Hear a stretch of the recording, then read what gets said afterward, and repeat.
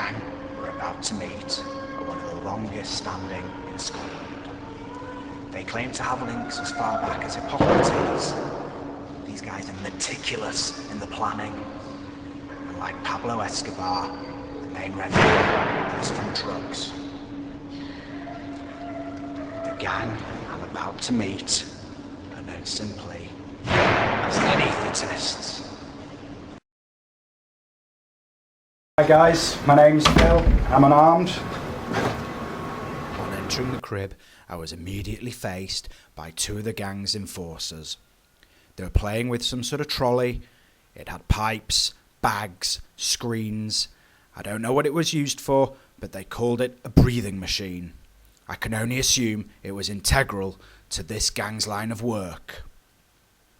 The next thing that I noticed, looking around the crib, was the amount of drug paraphernalia that was just left strewn around. Needles, syringes, bottles, you name it, it was there. Things rapidly took a turn for the worse, as one of the gang's European enforcers started to question me about the drugs on the table. What can you tell me about the pharmacokinetics of the drugs we're using?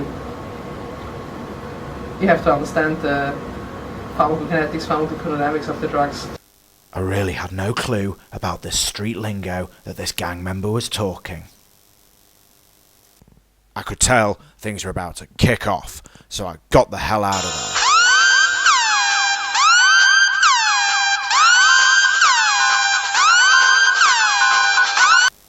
After 10 minutes or so, my informant told me that the anaesthetists themselves had prepared all the necessary drugs and that it was now safe for me to return.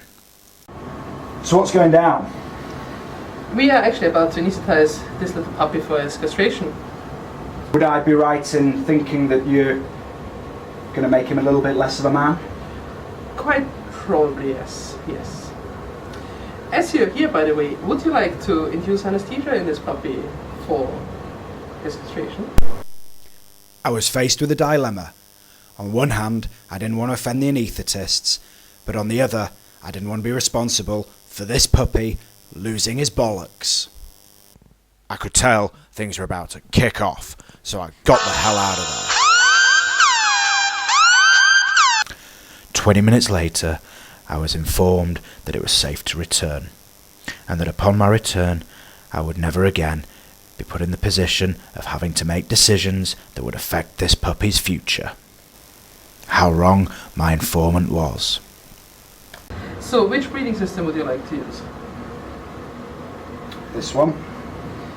Good. What is the name of it? And can you describe its parts? Could you repeat that? I could tell things were about to kick off, so I got the hell out of there. And the function and name the parts of the breeding system.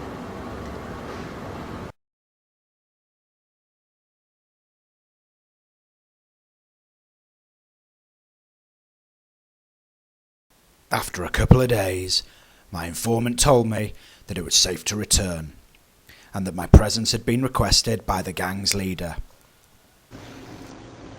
Through this door is the leader of the anaesthetists' crib, the guy known as the Clut. We've been told he's willing to have a meeting with us. Let's go and do it. Hi Clut, my name's Phil, I'm unarmed. That's Prof Club, you weevil. I could tell things were about to kick off, so I got the hell out of there.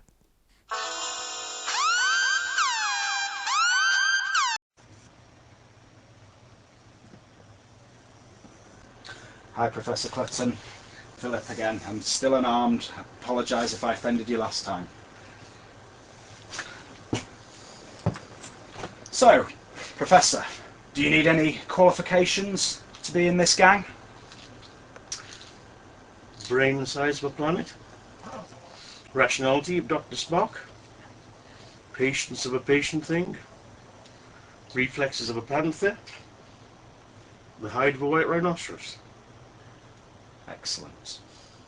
And if you've got all of those things, is there any initiation that you need to partake in to be part of this elite team? You have to learn Welsh. Right. Do you speak Welsh? Yes. And eat beetroot for a month. After talking to the professor, it was clear to see that the bar for entry was set for most at an unobtainably high level. I decided to change the direction of the conversation and find out just what enthused this professional.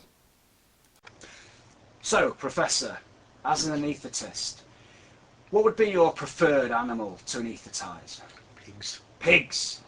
You anaesthetise many pigs in your time? Yes, lots of pigs. And when these pigs are anaesthetised, what do you tend to do with them? Monitor physiologic function. Nice.